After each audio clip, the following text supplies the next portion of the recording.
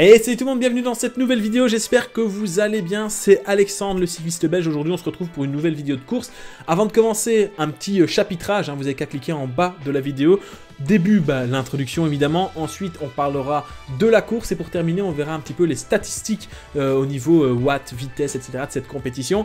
Donc avant de vous laisser avec mon moi du passé qui a fait cette compétition, je tiens à vous remercier, vous êtes de plus en plus nombreux à me suivre et ça fait super plaisir, vous pouvez pas savoir à quel point. On est bientôt 8000, donc si tu n'es pas encore abonné, abonne-toi, c'est totalement gratuit et ça me permettra d'atteindre les 8000 abonnés, ce serait la folie. Et puis généralement, vous mettez entre 100 et 150 j'aime sur mes vidéos. Merci beaucoup. On réalise un nouveau défi aujourd'hui. Est-ce que vous êtes capable de péter la barre des 200 likes en 24 heures? Les amis, je vous laisse avec la vidéo. On se retrouve après pour analyser les watts de cette compétition. On vient d'arriver à Famille Heureux et écoutez, il fait pas beau. Ils avaient annoncé de la pluie. Ils avaient annoncé de l'accalmie entre 15 et 17 heures. Mais finalement, je viens de regarder la météo. Il n'y aura pas d'accalmie. Après, c'est pas la grosse pluie. Franchement, ça va. C'est une petite pluie sympa. Donc, ça me dérange pas trop, moi, la pluie. Juste, j'ai remarqué qu'il y a une course avant et les coureurs sont un peu pleins de boue.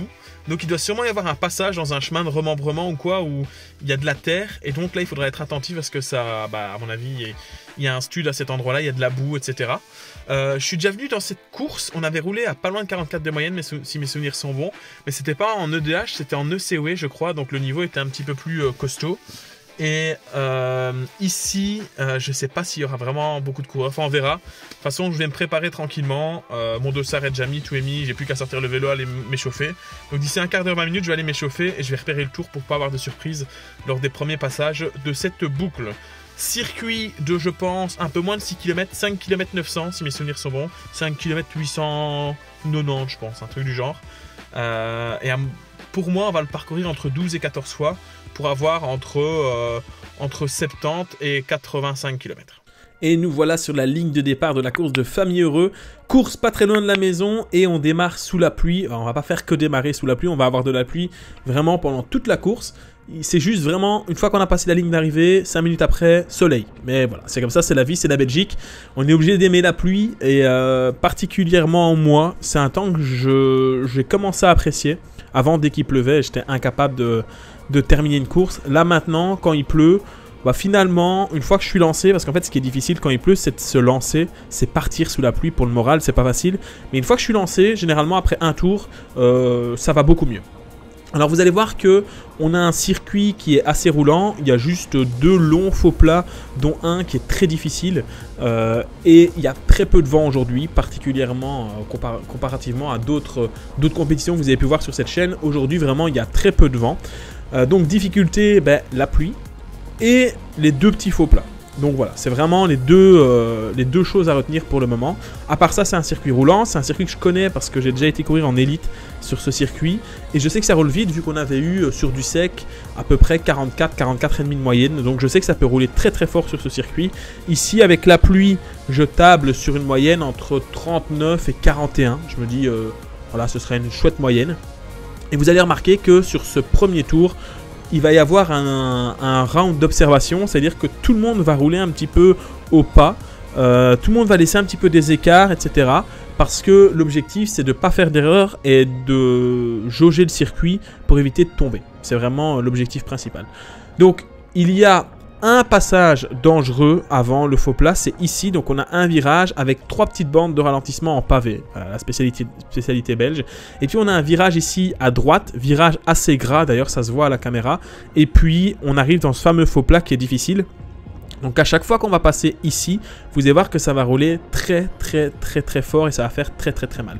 Je profite de cette montée pour déjà vous remercier, vous êtes de plus en plus nombreux à me soutenir, à vous abonner à la chaîne. Donc si tu n'es pas encore abonné, n'hésite pas à le faire, c'est gratuit, c'est le petit bouton rouge en dessous du lecteur de vidéo. Et puis n'hésite pas à mettre un pouce bleu et à laisser un commentaire, c'est hyper cool. Donc voilà, petit message à passer, donc n'oublie pas, ça me soutient, c'est gratuit et ça fait toujours plaisir. On retourne sur la course avec un autre aspect stratégique. Donc vous avez vu qu'il y a des casse-vitesse et après ce casse-vitesse on a une pente qui est à peu près à 5%, ça monte un petit peu et donc on était obligé de ralentir à cause du casse-vitesse parce que vu qu'il y a beaucoup de monde dans ce peloton, forcément ça ralentit et puis il faut relancer dans cette partie. Donc là j'avais vraiment beaucoup de difficultés, j'étais pas à l'aise, c'était assez difficile pour moi à cet endroit là. Et vous allez voir que sur cette compétition il va y avoir deux aspects. Le premier aspect, c'est soit je roule devant parce que je veux sortir, je veux être dans l'échappée, soit je roule derrière. Rouler au milieu, ça aurait été vraiment peut-être la chose la plus intelligente à faire, sauf que ça frottait vraiment fort, et alors j'avais, parce que le problème est réglé depuis, j'avais un petit souci de frein avec l'avant. Ça veut dire que je sais pas, il y a eu un problème de réglage, je sais pas ce qui s'est passé, mais j'avais pas de frein en fait. Donc sous la pluie en plus ça freine beaucoup moins bien, malgré le fait que j'ai des disques. Donc je préférais prendre un petit peu mes distances, et de toute façon je me sentais bien. Vraiment, au matin de la course, je me suis dit ok, je le sens bien aujourd'hui, j'éclate tous mes records à l'entraînement, je suis fort, je suis reposé. Donc il pleut, t'aimes pas trop ça, mais comme personne n'aime la pluie, donc Alex c'est pas grave, on y va, on va à la course, et de toute façon, il n'y a pas de raison que ça aille pas, tu te sens bien. Donc au début de course, à l'échauffement, parce que je me suis échauffé sous la pluie, comme tout le monde, et là je me suis dit purée, qu'est-ce que je fais là, parce que c'était très délicat comme situation, vu qu'il faisait vraiment moche. Et au fur et à mesure, après ce premier tour, je vais me sentir beaucoup mieux. Je vais me sentir beaucoup mieux après ce premier tour, parce que je vais me rendre compte que finalement le circuit, même s'il y a des endroits un peu dangereux, je les connais, donc ça va aller. Et je me rends compte que les gens me répondent bien. Donc forcément sur cette compétition, je vais essayer de tout faire pour prendre la roue de Decker, le champion de Belgique. Alors il n'est pas dans ma catégorie, il est dans la catégorie des personnes plus âgées. Donc Björn de Decker, c'est le champion de Belgique, on le reverra tout à l'heure, il a un maillot noir, jaune, rouge. Et lui vraiment... Je crois qu'il a gagné plus de 10 courses cette année. Il avait gagné la veille. Donc un mec qui gagne la veille, il est en forme. Et de toute façon, lui, il est généralement toujours en forme. Donc mon objectif, ça va être de prendre sa roue. Clairement, ça va être de prendre sa roue. Et deuxième spécificité, c'est que là, on est très peu au départ. C'est-à-dire que d'habitude, il y a deux courses, les dossards jaunes et les dossards blancs. Et là, on court et les dossards jaunes et les dossards blancs ensemble. Parce que toute catégorie confondue, on n'est que 43 au départ. Donc c'est-à-dire qu'il pleut, les coureurs se sont dit ok, nous on n'y va pas. Alors oui, je me coupe 2 secondes parce qu'ici regardez le virage un petit peu technique, parce qu'à l'intérieur il y a un trou, ça se voit pas bien à la caméra mais il y a un trou, donc il vaut mieux pas taper ce trou parce que tu peux glisser, surtout sous la pluie. Donc l'objectif c'est rester focus et plutôt prendre l'extérieur du virage, et puis on arrive donc sur la dernière ligne droite du circuit, il reste à peu près 1 km ici avant la ligne d'arrivée, et ça va être un faux plat montant, un peu difficile. Mais franchement, comparé au faux plat de l'autre côté, c'est assez simple. Franchement, celui-là, je me dis, c'est un sprint dans lequel, si ça arrive au sprint, c'est jouable. C'est jouable, franchement, on peut le faire. Donc, avant d'entamer ce deuxième tour, je vous rappelle, objectif, être devant, forcément, pour faire le meilleur résultat possible. Ça, c'est le premier objectif. Deuxième objectif, c'est un objectif qui va m'aider à faire le premier objectif, c'est suivre Björn de Decker, accrocher sa roue et être capable de le suivre le plus longtemps possible. Hein, il n'y a pas de secret. Ça peut être tendu à faire, mais c'est réalisable. Donc, en tout cas, c'est ce que je crois à ce moment-là de la compétition. Vous allez voir que ça ne va pas être si simple que ça de suivre le champion de Belgique. Alors voilà, ici on arrive en haut de la bosse. Hein, donc vous voyez, c'est un faux plat 2-3%. On bascule sur le haut et ici, donc on va avoir la ligne d'arrivée.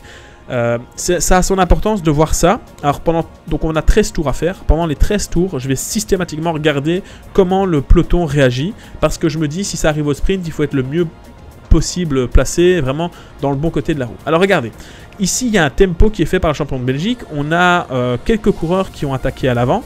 Et donc moi je vais faire le jump. Donc je vais mettre plus de 1000 watts ici pour aller rechercher les coureurs qui sont devant. En fait on est dans la première vague d'attaque que je vais tenter de faire pour réaliser mon objectif de prendre l'échappée. En fait ce qui est difficile pour prendre l'échappée, c'est que c'est l'effort qu'il faut fournir pour sortir qui est dur. C'est-à-dire que si le peloton roule à... Allez, ce jour-là, la première heure, on a roulé à 44 de moyenne à peu près, 44,5 même. Donc ça veut dire qu'il faut rouler au-dessus de cette vitesse-là, donc il faut mettre les watts en conséquence. Donc c'est pas si simple, mais une fois que vous avez fait l'écart, généralement le peloton derrière s'écrase un petit peu, il y a un aspect tactique qui rentre en jeu, et donc ça se calme un petit peu. Alors regardez ici, on a un groupe qui roule fort, là, le coureur devant moi va me dire, bah écoute, passe. En fait je crois qu'il est à bloc, mais à cet endroit-là, tout le monde est à bloc, hein. Regardez mes pulsations, je suis à 192 battements par minute, je peux monter à 200 à peu près, lui il peut plus y aller, donc je vais suivre. Sur la gauche on a Ronald Marlier, et là je suis dans la roue, le coureur en jaune là juste devant, c'est Axel Gilsoul, et le coureur devant j'ai pas bien vu qui c'était, mais en fait on est avec des coureurs qui ont un très bon niveau pour le moment, qui sont assez en forme, surtout Axel qui revient d'avoir fait une grosse semaine d'entraînement là, donc je sais que je suis dans un groupe où ça se passe bien. Et en fait derrière là le peloton n'est plus là. Ah, c'est Jérém Lefebvre qui est avec nous ici sur la droite. Donc là le peloton n'est plus là, on regarde un petit peu, on temporise parce que il faut quelqu'un pour rouler. Bah, c'est bien d'avoir monté la bosse, mais moi je suis à bloc, donc je vais quand même essayer de passer le relais. Mais Axel il est tout en puissance, là on dirait qu'il se balade, que c'est facile mais c'est dur. Et on se fait contrer par le champion de Belgique, Björn de Decker. Donc là je me dis ok, c'est le bon coup, c'est la bonne échappée, donc je vais essayer de prendre sa roue. Et j'essaye de tenir, mais regardez mes watts, regardez mes pulses, je suis taqué, je suis à bloc. Et là, je suis obligé de lâcher prise. En fait, je ne peux pas le suivre. Je ne peux pas le suivre. Il va être rejoint par le coureur rouge ici, qui est Dylan Butterberg, il me semble. Mais là, moi, je suis au taquet. Donc là, il y a Axel qui revient sur moi. Il dit il est trop fort. Et effectivement, il est trop fort. Regardez à quelle vitesse ils nous ont mis de l'avance, alors que vraiment, on n'était pas ridicule. C'est un faux plat montant, il y a du vent. Enfin, il est juste méga fort, hein, voilà, bien, bravo, bravo. Alors, il y a ici le champion de Flandre de ma catégorie qui va contrer, donc Mauro Verleyen. Mais à part ça, là, bah, mon petit coup d'éclat est terminé. Et je vais vous le mettre dans le mille, c'est la bonne échappée qui est partie. Donc les deux coureurs, Björn de Decker et il me semble que c'est Dylan Butterberg, mais je suis pas sûr que ce soit lui. Mais bon, voilà, c'est la bonne échappée. C'est la bonne échappée. On les reverra plus, ils vont nous coller 1 minute 30. Donc ciao. Alors c'est assez spécifique parce que vous allez le voir un petit peu plus loin. On va faire un petit peu une avance rapide sur quelques kilomètres plus loin. En fait, ce qui se passe, c'est que regardez ici, on est une vingtaine de kilomètres plus loin et le peloton est en file indienne totale et ça roule très très fort. Ça veut dire que il y a eu des tentatives d'échapper, mais qui ont été vaines. Une fois qu'ils ont laissé partir les deux coureurs derrière, c'était terminé. Mais par contre, le peloton s'est mis à rouler, mais à une de ses vitesses. On était en file indienne, ça roulait à 50 km/h, ce qui explique pourquoi la première heure, on avait 44 de moyenne, 44,5. Je ne sais plus exactement, mais on était entre 44 et 45 de moyenne. Sur un circuit comme ça avec de la pluie, franchement... ça roulait très très fort. Donc à ce moment-là, je me suis dit, Alex, on se met dans les roues. De toute façon, là, à ce moment-là de la course, on a perdu pas mal de coureurs. On a perdu à peu près allez, une dizaine de coureurs peut-être. Donc on n'est plus qu'une trentaine dans le groupe. Allez, on était 33 dans le groupe. Il y a les deux échappés. Au total, il y en a 35 qui peuvent encore se jouer la victoire. Donc je me dis, ok, même en dernière position, t'es 35e, ça passe. Donc je vais récupérer. Mais ça roule, ça s'étire, c'est la folie. Enfin franchement, là, ça a roulé plein pot, plein gaz pendant... Bah encore là, à partir de ce moment-là, du kilomètre 20 au kilomètre 45, en fait la première heure de course, ça a roulé comme des dégénérés parce qu'on avait encore la possibilité de revenir sur l'échappée. Donc ils étaient vraiment pas loin. En fait, ils ont très vite pris une minute et puis on nous annonçait qu'on revenait. Donc quand vous êtes un peloton et qu'on vous dit vous revenez sur l'échappée, bah forcément tout le monde se met à la planche, tout le monde se met à rouler. Donc bah, c'était l'objectif de rentrer. Alors Björn de Decker devant dans l'échappée, il va lâcher son copain du jour pour aller continuer son échappée en solitaire. Donc à un moment, il faut aussi se rendre compte que nous revenons sur un gars tout seul qui s'est fait jeter de l'échappée. Donc là tout le monde se dit bah, de toute façon on peut pas rattraper Björn de Decker, c'est pas possible, là, il est trop costaud. Il faut savoir qu'en France il a fait une course où il a pris une échappée où il finit aussi seul en collant je crois 2 minutes 30 ou 3 minutes au reste du peloton. Donc voilà, il est imprenable. Donc moi de toute façon il n'est pas dans ma catégorie, donc c'est toujours mieux de gagner la course au complet. Mais dans ce cas là bah, juste faire 2 derrière lui, c'est une demi-victoire, quoi. Donc surtout que moi, il n'est pas dans ma catégorie, donc pour le moment, il n'y a pas d'échappée chez moi. Donc moi, tout se joue au sprint pour le moment. Alors, on est dans cette montée. Alors, vous allez voir ici, il va se passer un petit fait, c'est que il va y avoir une cassure légère. Ça va rentrer après, mais je vais finir par rentrer. Et alors à droite, là, le dossard 70, hein, le vélo noir, juste ici à droite, c'est Jérôme Pauls. Et alors il va m'être bien utile à certains moments de la course, parce qu'en fait c'est lui qui va me remonter, etc. Et d'ailleurs il me remonte ici, et je profite pour attaquer. Donc là, à nouveau, je suis dans le contre, donc derrière Björn de Decker. On a un contre où on va avoir encore des coureurs qu'on connaît bien. Donc on va avoir dans ce groupe, il me semble... que c'est Christophe Hano, Chris là juste devant moi. Il y a Mauro Verleyen, le champion de Flandre. Il y a le champion de Belgique de la catégorie B là sur la droite. Je me souviens plus de son prénom, je suis désolé. Mais donc on a vraiment du beau monde. Mais le problème c'est que ça se regarde. Une fois que je rentre, ça se regarde. Là, le peloton n'est pas dans nos roues. Et là, on va partir pour un tour, même un peu plus d'un tour, vraiment full gaz. Donc vous allez voir qu'à partir de ce moment-ci, je vais tout faire pour prendre l'échappée. Là, mon objectif vraiment, c'est de me mettre mina pour prendre l'échappée à tout prix. Je me dis, il pleut, il vaut mieux être devant. Je me suis bien reposé pour le moment. On a roulé très fort jusqu'à présent. Ici, il faut encore mettre un coup d'accélérateur, Alex, parce que j'étais derrière. Donc, je voyais bien qu'il y avait des mecs qui commençaient à pédaler avec les oreilles. Ça se secouait dans tous les sens. Moi, je suis sous la pluie. Je me dis, j'aime bien. Ça me convient bien. On fonce. Alors, petite spécificité, j'ai oublié de vous le dire, mais je sais pas si c'est vraiment une erreur de gonflage, mais j'ai eu un souci avec le pneu arrière. Donc, d'habitude, quand il pleut comme ça, je mets 6, donc 6 barres à l'avant, 6,5 à l'arrière. Et là, malgré les 6 à l'avant et les 6,5 à l'arrière, alors devant, il n'y a pas de problème. Par contre, avec les 6,5 à l'arrière, je n'ai pas d'adhérence à certains endroits du circuit. Typiquement, au freinage dans cet endroit-là, en fait, on arrive quand même assez vite vu qu'on arrive d'une espèce de descente. Et au freinage, je perds systématiquement la roue arrière. C'est-à-dire que mon patin se bloque, ma roue se bloque et je glisse. Mais vraiment, je perds l'adhérence. Et dans certains virages, que ce soit à la relance ou vraiment dans des virages, je perds l'adhérence. Donc, il faut que je sois prudent, mais j'essaye de mettre ça dans un côté de ma tête, de pas trop y penser, parce qu'autrement, forcément, bah, si tu as ça dans ta tête en permanence, ça peut être vite compliqué à gérer. Donc, là, vous allez voir, on est parti pour un tour, accrochez-vous, de spectacle infini. Donc là, on a déjà mis une première salve d'attaque.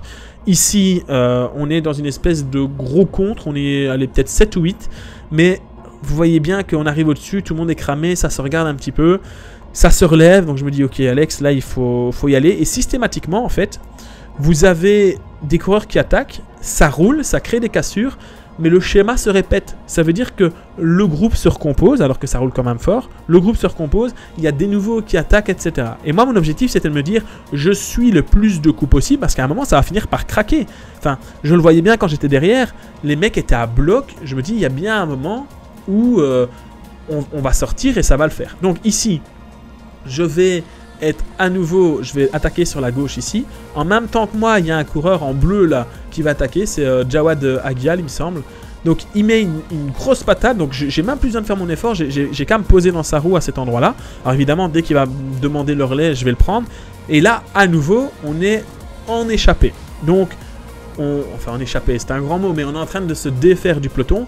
Sauf que là, moi, je suis au taquet, je suis à 192 battements par minute, donc là il se relève, donc je vais essayer de prendre le relais, mais au moment où je veux passer pour prendre le relais, hop, ici, donc voilà, je vais passer, hein. Alors on passe intelligemment, mais derrière, je vois qu'on se fait contrer, donc j'entends au bruit de la cassette, parce que quand vous êtes dans ce genre de situation, vous entendez les dents des mecs qui changent leur roue, et donc là il y a des mecs qui passent encore comme des sauvages à ma gauche, donc là je dois encore me battre, mettre 1000 watts pour rattraper la roue. Alors je suis désolé, ici on ne voit pas grand chose, mais il pleuvait vraiment fort. Je suis désolé pour vous, mais je pense que c'est quand même assez lisible. Donc là, je suis obligé de m'accrocher encore une fois. Et à nouveau, en fait, je vais faire tout ce tour dans des contres. C'est-à-dire que ce ne sera jamais des contres... En fait, non. Ce sera des contres dangereux, mais dont la composition des coureurs va changer sans cesse. Parce qu'il y a des coureurs qui craquent derrière nous, il y en a d'autres qui font le jump, et en fait, il va y avoir un roulement comme ça. Et je pense que si je peux tenir longtemps dans ce contre, c'est parce que je vais profiter des contres des autres coureurs qui arrivent avec beaucoup de vitesse pour quasiment jamais prendre de relais. Je vais prendre très peu de relais, en fait, finalement. Ici, j'ai pas vraiment mis le nez à la fenêtre. J'ai vraiment juste suivi et j'ai profité de l'inertie des coureurs qui revenaient. Alors là, encore une fois, ça réaccélère. Donc, bah, qu'est-ce qu'il faut faire? On se refait contrer. Je prends la roue d'Axel ici devant moi. Je me remets, mais encore une fois, j'accompagne le bon coup. Alors, c'est quand même des efforts, hein. Là, je suis à 186 BPM, donc c'est-à-dire que je suis au seuil. J'étais au-dessus de 190 avant, donc je fais quand même des efforts. Je suis quand même à bloc. Mais je veux dire... Je ne fais pas d'efforts inutiles, je fais vraiment que accompagner. Il y a juste dans le faux plat descendant où je vais me dire, Alex, là, il faut mettre tout le monde, parce que dans le faux plat descendant, ça avait tendance à se relâcher un petit peu, tout le monde éviter de prendre des risques, tout le monde se reposer un petit peu. Et moi, je vais essayer de mettre vraiment un coup d'accélérateur pour user le plus de personnes possible. Je ne sais plus si c'est à ce tour-ci ou au tour suivant. Mais donc, encore une fois, ici, il y a Jawad devant moi et devant lui, c'est Axel Gilsoul là, qui est à droite qui passe le relais. Donc là, il y a Jawad qui roule et on est toujours ici, on prend de l'avance sur le peloton. Alors, on n'a pas une énorme avance, hein. On doit avoir une avance de 3-4 secondes. Hein. C'est pas énorme, 3-4 secondes, mais ça peut passer. Il suffit que derrière, le mec qui fait le relais dans le peloton soit trop juste et ça ne rentre pas. Donc moi je vais faire la descente ici vraiment à bloc. Alors il y a des trous, il y a des graviers, elle n'est pas en état, mais je me dis c'est pas grave. Je suis devant, il n'y a personne qui peut tomber devant moi. Allez, on roule à 50 km/h, on met la pression. En fait mon objectif c'était de mettre la pression. Je sais pas si ça fonctionnait parce que du coup j'étais pas derrière pour voir les dégâts. Et je vais être relayé par le coureur en blanc ici. Et malheureusement, bah en fait, quand on va arriver plus ou moins à cet endroit-ci, je vais me retourner et même en ayant mis la pression sur le peloton, ils sont en train de rentrer, ils sont là, donc je me relève un petit peu, mais c'est pas fini. Je vous ai dit qu'on était parti pour 10 minutes, hein, c'est le quart d'heure de folie. Hein. On est parti pour 10 minutes de folie où vraiment je vais tout donner pour sortir. Donc là, à nouveau, il y a un contre. Donc c'est encore le cas habituel. Donc il y a un contre ici avec, encore une fois, Jérémy Lefebvre, je crois, et le coureur qui l'accompagne, je sais plus qui c'est. Mais donc là, je vais pas. En fait, j'y vais pas. Je vais pas dans le contre.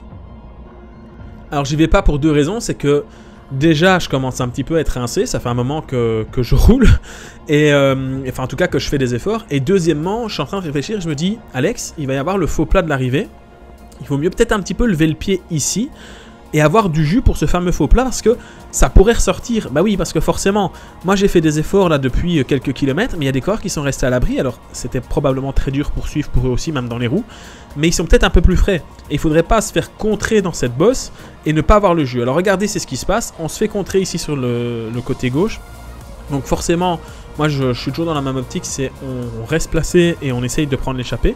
Donc là pour le moment on a toujours deux coureurs devant, hein. Vraiment on a deux coureurs à 1 minute. Donc c'est possible d'avoir un compte qui ressort, qui rentre, ou que devant ça s'effondre, ou... Bref, il y a plein de scénarios qui sont possibles. Donc ici, je vais rouler, donc c'est une attaque de Quentin Laffineur, et derrière lui, il y a ce coureur, là, je sais pas qui c'est, c'était la première fois que je les voyais. Donc ça se relève, donc vous allez voir que le schéma se répète, hein. Là, ça temporise un petit peu. Sur la gauche, bah du coup, ça contre. Là, je me dis, mais c'est pas possible. Enfin, vraiment, là, la course est folle. Et là, il y a un trou. Et moi, je m'étais relevé. Et là, il y a un trou qui se forme. Et donc, je suis obligé de relancer très, très fort avec justement le champion de Belgique de la catégorie B, Yel Deleu, ici à droite. Et donc, je vais faire le trou. Enfin, je vais reboucher le trou. Parce qu'en fait, là, il va y avoir une cassure. Il va y avoir une vraie cassure. Une vraie grosse cassure. Et donc, le peloton va se scinder en deux. Ça veut dire que là, je me bats pour deux choses. Soit je me relève et je suis dans le deuxième groupe, soit je fais l'effort et je reviens dans le premier groupe. Donc heureusement, je suis quand même assez bien sur cette course. En fait, j'ai des très bonnes sensations. Alors au moment de la course, je m'en rendais pas compte. J'étais là, oh là là, je souffre. D'ailleurs, il y a Nicolas Toubeau qui est venu à ma hauteur, un coureur qui est en noir et avec la bande bleue, là, le maillot d'Ineos juste devant. Et il me dit ça va, et je dis non, ça va pas, je suis en train de souffrir, quoi. Vraiment, je subis la course, ça va pas. Mais en fait, c'est pas vrai. En fait, quand je revois la vidéo, j'étais pas du tout en train de subir. Je crois qu'il y a des attaques, je pense, que j'ai placées qui ont vraiment fait mal, et j'avais des meilleures jambes que ce que je ne croyais. Donc c'est plutôt pas mal. Et là à gauche, on reprend Alexandre Toubeau qui, pour le moment, il est parti en stage dans le sud de la France. Il est revenu, autant vous dire qu'il quitte pas le podium. Donc lui aussi, il faut être attentif à ce qu'il fait. Il n'est pas non plus dans ma catégorie, mais voilà, c'est un coureur à suivre. Il est très très très costaud. Donc à peu près ici, on va avoir un petit ralentissement du peloton. Ben voilà, regardez, devant, ils arrêtent de pédaler. Et donc, ça va permettre au groupe qui est derrière de revenir. Donc, alors je ne sais pas précisément à quel endroit, mais là, dans les quelques hectomètres qui viennent, il y a un regroupement général entre les deux groupes. Alors, c'est pas une cassure qui a fait très très mal, mais j'étais mieux là où j'étais. Regardez, mes pulsations sont descendues autour de 155 BPM, alors que les mecs qui rentrent seulement maintenant, ben, ils ont dû faire un gros effort pour revenir. Vous voyez ce que je veux dire? C'était un effort quand même qui était difficile, ils n'ont pas eu le temps de récupérer, et je rappelle que on va prendre le virage à gauche qui est un petit peu scarpe, un petit peu dangereux, et puis on est reparti à nouveau pour le faux plat qui était, je pense, le faux plat le plus difficile pour tout le monde. Donc forcément, tout le monde est un petit peu sec, hein. Là ça a roulé très vite, ça fait peut-être 1h05 qu'on est parti à ce moment là. Je vais suivre ici Nicolas Toubeau qui remonte sur la droite, parce que je veux me replacer avant le virage, parce que ça roule tellement vite, c'est tellement nerveux, la course est tellement décousue à cet endroit-ci, parce qu'en fait c'est hyper décousu, comme vous voyez, ça attaque tout le temps de partout. Donc il vaut mieux, là je me dis, Alex, c'est dans le genre de moment qu'il y a une mauvaise chute, c'est dans le genre de moment qu'il y a une cassure, c'est dans le genre de moment où t'es pas attentif, et voilà. Donc là l'objectif c'est de se replacer et d'attendre que vraiment tout le monde ait fini de se mettre à bloc. Il y a bien un moment où ça va se relever, on peut pas rouler à cette vitesse là pendant encore les 30 km restants. Alors le moment de pause, il n'est pas encore tout à fait arrivé, mais on s'en approche quand même dangereusement. Ici, il va encore y avoir une dernière tentative, une ultime accélération. Donc forcément, je vais suivre l'accélération qui est ici. Il y a une légère cassure, mais alors c'est vraiment, quand je parle d'une légère cassure, c'est comme depuis tout à l'heure. En fait, il y a un groupe de 4-5 coureurs qui s'est échappé, mais voilà, le danger n'est pas présent plus que ça, vu qu'on va revenir, on va rentrer. Mais là, on voit bien au coup de pédalage que ça commence à devenir dur pour tout le monde. Je pense que tout le monde était à fond de chez à fond. C'était peut-être le moment, encore une fois, pour réaccélérer.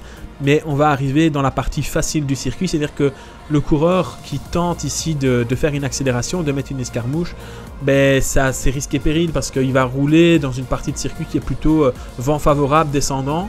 Donc il y a très peu de chances que le peloton le laisse sortir. Donc voilà, fin de cette première salve d'attaque. En fait c'est la deuxième salve d'attaque. Il y avait celle en début de course, puis il y a celle maintenant. Je pense que j'ai plutôt bien géré ici. Bah, ça se relève, donc il n'y a plus trop de danger, et on va passer donc un petit peu plus loin. On est à une dizaine de kilomètres de l'arrivée, un peu moins, à 8 km de l'arrivée. Donc je suis derrière. Alors c'est voulu parce que, comme je vous l'ai dit, on n'est plus qu'une trentaine. Il y a eu pas mal de lâchers, on n'était pas nombreux au départ. Donc je me dis, je peux rester derrière. Et en plus, pour le sprint, ça fait plusieurs tours qu'on passe au même endroit, hein, vu qu'on avait 13 tours à effectuer. Et donc je sais bien qu'il ne faut pas être trop placé à l'avant. Parce que si on est placé trop à l'avant, en fait, dans la bosse qui est celle-ci, on est foutu. Vraiment, ça peut être très compliqué de déboucher du sprint. Après, en roulant derrière, vous allez voir qu'on va avoir un sprint très très nerveux. Et donc ça va être aussi compliqué de naviguer dans ces eaux troubles de ce sprint. Alors en plus, là, vraiment, je suis détrempé. J'avais beau avoir mis des couches-chaussures. À chaque fois que je pédale dans mes godasses, ça fait splouch, splouch, splouch. Et alors, j'ai oublié de vous dire, mais question lunettes, j'ai enlevé mes lunettes au premier tour. Donc, je les ai mis sur mon casque. Vraiment, ce que vous voyez sur la caméra là, avec mes lunettes, je voyais même pas aussi bien. Et c'est même pas de la pluie qui coule des verres, non, c'était de la boue. Et vraiment, on a roulé dans des chemins où c'était boueux. D'ailleurs, bah, si vous n'avez pas vu les photos, allez sur mon compte Instagram, vous allez voir, j'étais vraiment boueux. Si je vous avais dit aujourd'hui j'ai été faire une course de VTT, vous auriez pu y croire, quoi. Tellement j'étais crade de chez crade. Alors ici, on est dans le dernier passage de la bosse. Alors là, j'encourageais un peu certains coureurs. Je disais, allez les gars, on s'accroche et on est en haut. Et ici, donc mon seuil est à plus ou moins 184, donc là j'y suis actuellement. Mon max est à 200. Et là, le but, c'est de faire le moins d'efforts possible en restant dans plus ou moins à la 30e place, là où je suis maintenant. Et de vraiment... Il y aura le dernier virage, là où je vous ai dit qu'il y avait un trou à l'intérieur. Après ce virage-là, il restera à peu près 1 km. Et c'est là qu'il faudra se déchaîner, faire des efforts. Et alors, je vous le dis déjà maintenant, mais en fait, systématiquement, sur les 12 tours précédents, ça avait tendance à se tasser sur la gauche de la route. Donc, probablement que... Alors il y avait déjà deux éléments. Il y avait le vent qui faisait que tout le monde se tassait sur la gauche de la route parce que le vent venait de la droite, donc tout le monde se mettait à gauche pour éviter que les autres prennent la roue. Et deuxièmement, en fait, la route n'est pas en très bon état au milieu, donc tout le monde va se tasser sur la gauche. Donc moi, ce que je me dis, c'est ok, c'est pas grave, je vais prendre le vent, mais je pars de derrière et moi je vais passer à droite. Comme ça, quand ils vont se tasser sur la gauche, j'aurai une ouverture pour passer et vraiment faire mon sprint à pleine puissance. Donc pour le moment, on dirait que le peloton est très très étiré, mais en fait, ce qu'on voit devant, c'est vraiment la tête. Hein. Je suis vraiment pas loin de la tête et en plus, c'est étiré parce qu'on est dans une descente, ça roule vite. Mais vous allez voir que ce peloton va vraiment se raccourcir. Hein. L'accordéon va se resserrer très vite quand on va arriver justement dans ce fameux virage. Donc, je vous passe la totalité de cette descente parce qu'il n'y avait rien d'intéressant, je restais placé à ma place. Je réfléchissais quand même à ce moment-là, je me disais mais par où est-ce que je vais passer? Et nous voici vraiment dans le dernier kilomètre, donc on va avoir ce fameux virage à droite. Vous allez voir que ça va être un petit peu tendu parce que au sprint, quand on est placé comme ça met toujours des petits coups de frein de réajustement. Et là, mettre des petits coups de frein de réajustement quand il pleut et que ça freine pas comme ça freine sur le sec, ben c'est beaucoup moins facile. Donc regardez, ici je vais tenter d'aller me faxer sur la droite de la route et... En fait, ça va être très nerveux. Donc en fait, ce qui se passait, c'est que ici, généralement, les coureurs voulaient passer sur la gauche. L'objectif, c'était d'aller à gauche. Comme ça, en allant à gauche, mais regardez, ça se tasse. Et ça va refaire ça plusieurs fois. Sauf que moi, je le sais. Mais forcément, là, je prends le vent. Là, je prends le vent, mais je me dis, Alex, c'est pas grave. T'es frais, tu vas les déboîter. Donc, on va juste avoir un petit endroit tendu ici parce qu'il y a un mec qui va aller un petit peu couper les fleurs sur la droite de la route. Donc là, ça va être un petit peu tendu. Ça va frotter un peu, une première fois. Donc regardez, j'essaye de passer. Là, malheureusement... Ça se tend, donc je suis obligé de mettre un petit coup de frein. Donc je passe à leur gauche. Là, ça va être tendu sur la gauche. Hein, c'est un sprint, hein, donc forcément, c'est tendu. Donc là, ça se rabat à gauche comme prévu. Hop, voilà, ici vous voyez, donc ça frotte un petit peu. Je veux passer à droite, sauf que je suis pas à l'extrême droite, donc je peux pas passer comme je veux. Je tente quand même de lancer mon sprint, sprint en faux plat montant. Et là, je donne tout en fait. J'essaye de tout donner, mais je suis coincé. Là, je peux pas me mettre à 100%, donc j'essaye de crier, hep, hep, laissez-moi passer. Et finalement, je vais chercher une 22e place au classement général et une 6e position dans la course de ma catégorie, donc le dossard blanc. Et donc, bah voilà, c'est plutôt pas mal. On débriefe tout ça dans le studio. Bon, ça y est, je suis là. Je viens d'arriver, je vais devoir aller au podium parce que je pense que je fais 5 ou 6 et à l'EDH, il y a les 6 premiers qui sont récompensés. Purée, j'ai subi toute la course, je vais pas vous mentir, en plus j'étais bien mais je suis un peu déçu. Par contre, quelle météo, ça y est, il pleut plus. On vient d'arriver, la pluie s'est arrêtée, il a plu toute la course. Et par contre, il fait pas froid, donc ça c'est plutôt cool. Mais je vais me changer, je vais mettre une autre veste pour être plus ou moins présentable sur le podium.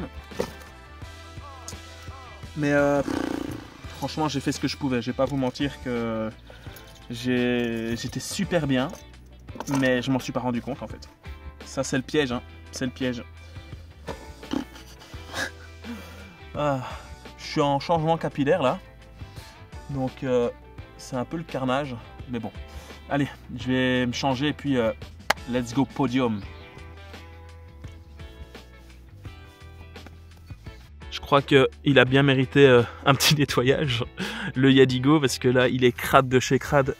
Voilà, voilà l'état d'un vélo après une course dans des chemins de remembrement sous la flotte. Un petit nettoyage parce que demain, c'est entraînement. Allez, avant de vous laisser, déjà j'espère que cette course vous a plu, que j'ai fait le max. N'hésitez pas, on fait ça sur Twitch quand je fais des courses virtuelles. On met une note de 1 à 10 avec une justification pour la compétition. Alors ici, je vais mettre une note de 1 à 10 pour moi-même. Je vais mettre 6 parce que j'ai pas assez cru en moi, premièrement. J'étais plus en forme que ce que je ne croyais au départ et pendant la course. Et deuxièmement... je mets 6 par déception. En vrai, je pense que j'ai fait le taf. Allez, on va se mettre 7 quand même. Mais n'hésite pas, toi, à mettre ta note en commentaire. Alors, on va parler un petit peu watts statistiques. Donc, on a fait 76,57 km de course.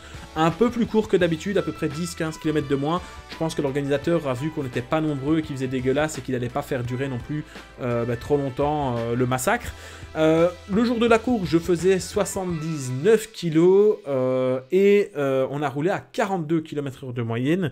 J'ai eu une moyenne au cœur de 173 BPM, donc 10 pulsations en dessous de mon seuil cardiaque, donc c'est plutôt pas mal. Maximum, j'ai été jusqu'à 198 battements par minute, donc là je me suis vraiment mis à bloc, ça faisait longtemps que j'avais plus été autant à bloc. Ça fait 1809 calories de dépensées.